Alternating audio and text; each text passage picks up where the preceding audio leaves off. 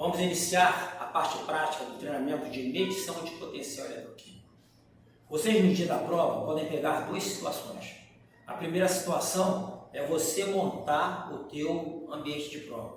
A segunda situação é você chegar e o ambiente já estar montado. Para adiantar o processo, eu já deixei o bate-corromíter mais de uma hora dentro da água, já limpei o bloco de padrão de zinco com uma lixa d'água e já coloquei dentro da água. E nesse momento eu estou com o bate-corromíter há mais de uma hora encostado na placa de zinco. Vamos montar o resto dos equipamentos. Começando pelos SES, os eletrodos de calor melano saturado. Como vocês aprenderam, eu tenho que fazer uma limpezinha na ponta porosa, né? Para tirar qualquer sujeirinha que possa impedir a passagem de corrente, a leitura, tudo que está sendo feito. E vou botar esses eletrodos na água. Antes de colocar na água, eu já verifico, né, o nível interno do KCl, que segundo a norma deve estar próximo do orifício de enchimento. Vocês podem reparar a ausência de bolhas e também a ausência de cristais visíveis. Ou seja, esses três SES, eles não possuem cristais visíveis. Se tiver, você bota na tua prova que tem. Então, vamos lá.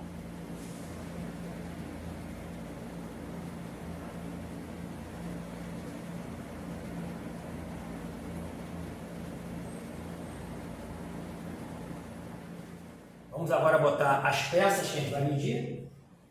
São 3 peças metálicas, lá na prova vão ser 4. As 3 foram limpas, foi tirada a camada passivante, né? O produto de oxidação que fica sobre o metal. E ele pode causar alguma interferência nas medidas, ou até impedir que o bate-corromíter estabilize as medidas. Por isso a importância de se limpar tanto os copos de provas como o próprio bloco de zinco antes de colocar na água, tirando essa camada de oxidação. Então estamos com o cenário montado aí, os 3 SES na água, bate-corromíter sob a placa de zinco há mais de uma hora, e as 3 peças a serem inspecionadas, elas já estão também limpas e estão prontas para ser utilizadas. Vou mostrar agora como é que funciona o teu voltímetro, né? Esse voltímetro é um voltímetro automático, bem parecido com o que vocês vão utilizar lá na prova, e basta apenas botar o seletor aqui em corrente contínua, que o equipamento automaticamente vai verificar se o que ele está medindo está em milivolts ou em volt. Lembrando, né, que no voltímetro você tem as 2 entradas que são importantes para a gente. O borne vermelho quer dizer que é polo positivo, o preto é polo negativo. Se você não tiver essa identificação de cor, aonde tiver a palavra com é negativo, então esse seria o negativo. E a gente aprendeu, né, que quando a gente vai verificar os calomelanos, eu tenho que botar o calomelano que eu indiquei como número 1 no polo positivo do voltímetro e o 2 no negativo. Tá? Outra coisa importante para lembrar é o bate-corromíter. Né? Quando eu vou inserir o bate-corromíter no balde, eu não posso pegar o bate-corromíter e submergir e colocar ele no fundo assim. Por quê? Ao fazer isso, a água vai entrar por esses orifícios e vai ocupar essa parte interna. Só que ela vai jogar a camada de ar que está aqui dentro para a parte superior, que é justamente onde está a semicélula de prata cloreto de prata. E não vai adiantar você ficar 1, 2, 3 horas com o bate-corromíter dentro d'água, já que a semicélula não está tendo contato com a água salgada. Ela não vai nem ativar e nem estabilizar. Então, toda vez que eu pegar o bate-corromíter e inserir na água, é importante eu fazer um movimento, né? Dar uma sacudidinha para o ar poder vir para os orifícios e sair, e realmente ter um alagamento efetivo na região da semicélula. Então sempre cuidado de botar, virar e bater. Tem acontecido na prova da mente, o avaliador fazer essa situação aqui. Os elementos de prova estão aqui, mas o bate-corromíter está no balde com água salgada, fora do recipiente principal. E ele pede que você faça a prova, ele quer ver como é que você vai agir. 2 situações. Qual seria a situação correta? Eu pegar esse balde, botar dentro do outro recipiente e transferir o bate-corromíter alagado de um recipiente para o outro. Mas lá o balde é maior que o recipiente, você não vai conseguir fazer isso. Ele quer ver como é que você vai se comportar ao tirar o bate-corromíter dessa água e colocar no ambiente de prova. Então vamos lembrar o seguinte: se eu tirei o bate-corromíter da água, eu descaracterizei aquela 1 hora, que normalmente o bate-corromíter tem que ficar pelo menos 1 hora, né, imerso na água salgada. Então eu posso sim tirar ele da água e reintroduzir ele no novo elemento, mas eu vou ter que esperar 1 hora de novo, pelo menos 1 hora para manter essa ativação da semicélula. O avaliador vai dizer que não tem problema entre 5, 8, 10 minutos. Se você tirar o bate-corromida da água e botar no teu ambiente, ele já está encharcado, não tem como você perder a umidade que está aqui dentro. Tá? O que ele quer verificar, na verdade, é que você vai se lembrar que ao tirar desse balde, desse recipiente, momentaneamente vai entrar ar aqui. Na hora que eu botar esse bate-comida dentro do balde, eu não posso esquecer de fazer isso. Voltar a tirar a camada de ar. Se fizer isso, eu vou ser reprovado. É isso que ele quer ver. Ele quer ver qual cuidado você vai ter ao colocar o bate-corromíter que vem pelo ar de um recipiente para outro. E se você não esqueceu, né, que você tem que retirar a camada de ar. Já que se eu colocar ele assim, ó, o ar vai entrar, a semicélula não vai funcionar de maneira correta e duas medidas todas vão dar erradas. Antes de iniciar o ensaio, é importante a gente verificar a documentação. Normalmente na prova da Vende, a identificação dos componentes, elas estão em etiquetas que podem estar colocadas na maleta do bate-corromíter ou no próprio recipiente aqui dos SRS e do multímetro. No meu exemplo aqui, eu botei toda a identificação aqui. Então, antes de começar a prova, você vai chegar aqui nessa identificação e vai anotar todos os componentes do ensaio. Bate-corromíter, o certificado e a validade, bloco de zinco, o certificado não tem validade, lembrando que o bloco de zinco é um certificado de análise química, então a validade não vence, né? O multímetro tem o seu certificado e a sua validade, e os SS têm o seu certificado e a sua validade. Você vai anotar essa documentação todinha na hora da prova, e na hora que você for fazer o relatório, aí sim você vai checar se o físico, né, está batendo com o digital, ou seja, se o que está escrito no teu equipamento é realmente pertencente a esse relatório de calibração, onde todos os componentes estão descritos aqui. E você vai lançar isso no teu relatório. Você tem que botar no teu relatório cada equipamento, qual é o fabricante do equipamento, qual é a data de validade e qual é o número do certificado. Essa verificação tem que ser feita. Antes de iniciar a prova, é importante você pedir uma folha de rascunho ao avaliador para que você possa montar o roteiro do seu ensaio. Com isso, você não esquece nenhuma das etapas e o seu relatório final fica organizado e tecnicamente correto. E a gente inicia, então, com a escolha do SS. E aí é importante botar a discrepância aceitável, que é mais ou menos 2 mV. Vocês podem reparar que quando eu coloco o SS1 com 2, eu evidencio, né, no SS1 em qual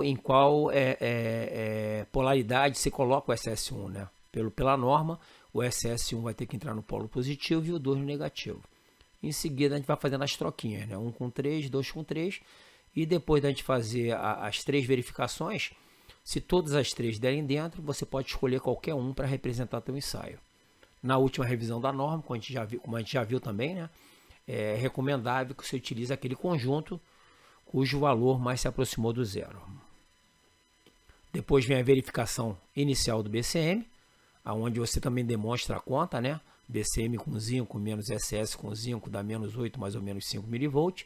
Isso aí vai dar de menos 3 a menos 13 mV. E aí você coloca as medidas que você fez, né? Entre o bate-corromíter e o zinco, e o SS e o zinco. E novamente eu evidenciei ali para vocês não esquecerem, né? Que o SS é no polo negativo e o zinco no polo positivo. E faz essa subtração, e nessa hora você tem que parar o ensaio para verificar como é que ficou a tua continha, né? E ver se realmente o teu equipamento está calibrado, e ele vai estar calibrado se ele estiver na faixa de menos 3 a menos 13. Novamente é bom relembrar aí, né, que os valores, para que seu equipamento seja aprovado, ele tem que dar valores negativos, e esses valores negativos têm que começar no menos 3 e terminar no menos 13. Qualquer valor menos negativo que menos 3 ou mais negativo que menos 13 vai reprovar teu equipamento, assim como se o valor der positivo no final.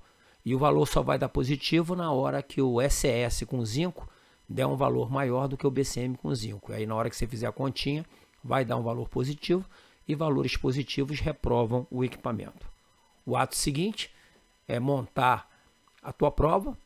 A tua prova é feita em cima de 4 peças metálicas de ligas diferentes, né? Lembrando que você vai tirar 2 medidas em cada corpo de prova, e essas 2 medidas elas não podem ter uma discrepância maior do que mais ou menos 10 mV. E você vai sempre escolher a de menor valor absoluto. Aqui cabe lembrar também que você só vai ter valores negativos e positivos em milivolt apenas na primeira etapa, que é a escolha do SS. A partir do momento que você começar a verificar o teu bate-corromíter e depois fazer as medidas nos corpos de provas, todas as medidas que você fizer, independente do sinal aparecer não no equipamento, ela é negativa e ela é em volts. E para finalizar o teu rascunho, você vai botar a verificação final do BCM, tá? Medindo de novo o bate-corromíter com zinco, o SS com zinco, e fazendo a subtração, verificando assim se o equipamento se manteve calibrado durante toda essa verificação que foi feita. Iniciando a parte prática, eu acho importante a gente fazer um briefing com relação a tudo que está aqui. Né? Vamos lembrar tudo. Né? Primeira coisa, o recipiente tem que ser de plástico. Por que o recipiente tem que ser de plástico? Se esse recipiente for metálico, o que a gente aprendeu no curso de corrosão? Todo metal ele vai jogar íons com eletrólito, vai jogar íons positivos para eletrólito e vai interferir no ensaio. Por isso, o balde tem que ser um material inerte, que não reage com a água salgada, é importante. Outra coisa, por que minha água tem que ser salgada? É só se lembrar que dentro do teu bate-corromíter você tem um padrão. O padrão é a semicélula de prata, cloreto de prata. E essa semicélula de prata, cloreto de prata, ela é para água salgada. Por isso que a água do balde tem que ser de água salgada. Essa semicélula funciona bem na água salgada. Outra coisa que a gente tem que verificar, se eu já cheguei e o circo está montado, eu vou chegar, vou verificar os SS, eu posso sim tirar o SS momentaneamente da água para verificar o nível do KCl, presença de bolhas e a presença ou não de cristais visíveis. E depois botar ele de novo no apoio. Esse tempo que eu tiro da água não vai desconfigurar aqueles 15 minutos que ele já aclimatou. A temperatura não varia tão grande assim. Então, toda vez que eu botar os SS no ensaio, eu tenho que deixar pelo menos 15 minutos para fazer a aclimatação dos meus padrões. Dentro do corpo de prova, a gente tem várias superfícies metálicas. Antes dessas superfícies metálicas terem sido colocadas aqui, ou seja, os corpos de provas e o bloco de zinco, a gente faz uma limpezinha nessa superfície, uma lixa d'água, para tirar aquela camada passivante, ou seja, aquele produto de corrosão que está lá em cima. Meu bate-corromíter, eu liguei. Depois que ligar, ao inserir ele no balde, eu viro ele para cima para retirar toda a bolha, todo o ar interno. Aí sim eu deixo a ponta de aço do bate-corromíter encostado na placa de zinco e ele tem que ficar pelo menos 1 hora, é o que a norma manda. E essa 1 hora é para quê? Ativar e estabilizar o bate-corromíter. Então ele está com todo o circo montado aqui. Lembrando agora, quando eu fizer a verificação entre SS, qual é o erro aceitável? É de mais ou menos 2 mV. Então, na hora que eu verificar um calomelanos com o outro, a gente vai plugar esses calomelanos no multímetro e o erro aceitável é de mais ou menos 2 mV.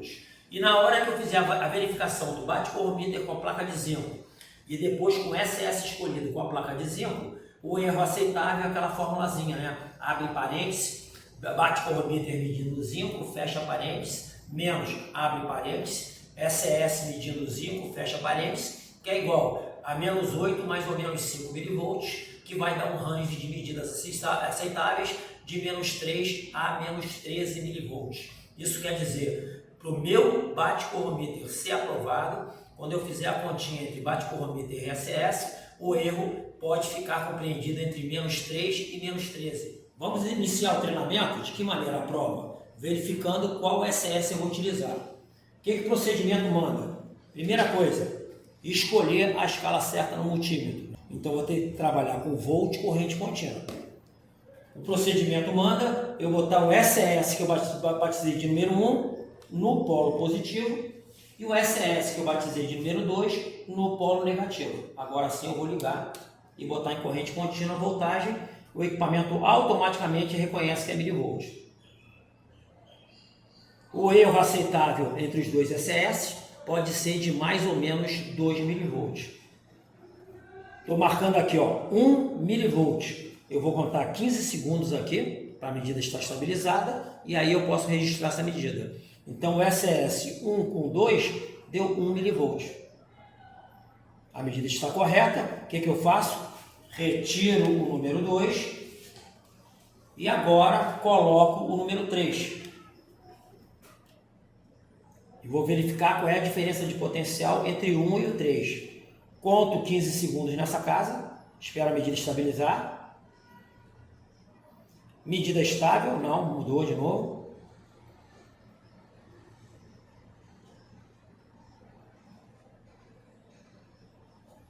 E a medida deu 0,7 milivolts.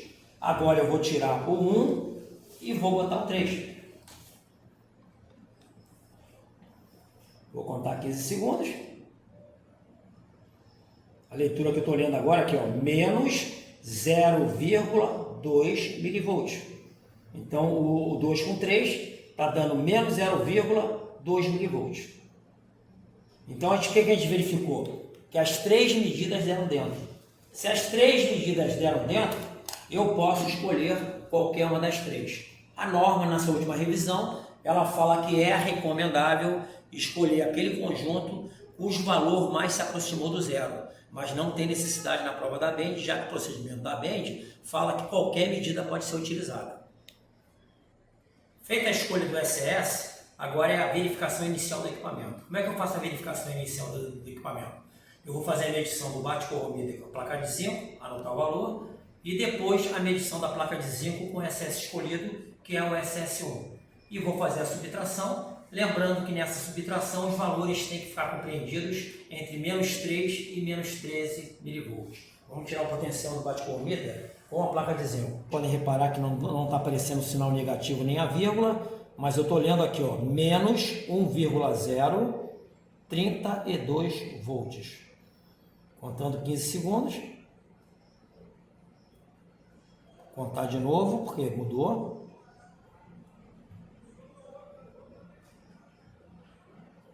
Medida do ponto, já deu, menos 1,033 volts. Sem perder tempo, o que eu faço? Tiro o bate-corromida de cima da placa de zinco. Deixa eu secar a mão aqui. E agora eu vou utilizar o multímetro para fazer a medição agora do SS com a placa de zinco. Como a gente aprendeu, né? Uma norma fala, o meu bloco de zinco, ele tem que entrar no polo positivo, e o SS escolhido, ele vai entrar no polo negativo. Novamente vou botar o multímetro na escala de volts corrente contínua, e agora, para essa medida estar correta, eu vou fazer a aproximação do bloco de zinco em relação ao meu SS. E é assim que eu faço a medida, tá vendo? Para eu garantir o espaçamento de 50 milímetros entre a semicélula e a placa de zinco, eu encosto a ponta porosa na placa de zinco. E agora nós estamos fazendo a medição do SS com a placa de zinco e deu menos 1,030 volts. Após fazer a medição do SS com a placa de zinco, você tem que parar a prova e falar para o avaliador se a medida está dentro da faixa aceitável ou não, que é de menos 13 a menos 13. Vocês viram que o bate-corromida com a placa de zinco deu menos 1,033 volts e o SS com a placa de zinco deu menos 1,030 volts. 33 menos 30 deu menos 3 milivolts, ou menos 0,003 volts. Então isso está habilitando o meu equipamento. O meu equipamento está calibrado. Agora sim, após fazer a verificação inicial e verificar que o equipamento está calibrado, verificar que a medida deu dentro da faixa aceitável, que é de menos 13 a menos 13, deu no limite inferior, deu menos 3 milivolts, eu posso continuar o ensaio e agora sim eu vou fazer o ensaio em cima das pecinhas que são os corpos de prova. Vamos lá. Estamos filmando o primeiro corpo de prova. Primeira medida deu 1048. Estou na segunda medida, esperando estabilizar os 15 segundos. Mais uma vez a importância de você verificar que não tem vírgula nem sinal, mas eu estou lendo menos 1,049. Eu perdi o ponto aqui porque eu esbarrei. Agora sim. 15 segundos. Primeira medida deu menos 1,048. Segunda medida, menos 1,050. É bom lembrar que entre essas duas medidas, você não pode ter uma diferença superior a mais ou menos 10 milivolts, né? Se isso acontecer, você tem que parar o ensaio, refazer a calibração do equipamento e refazer de novo as medidas no ponto. Se as medidas persistirem, coisa que nunca acontece, você anota as duas medidas, tá? Então vamos para a segunda peça agora. Segundo corpo de prova. Novamente a primeira medida.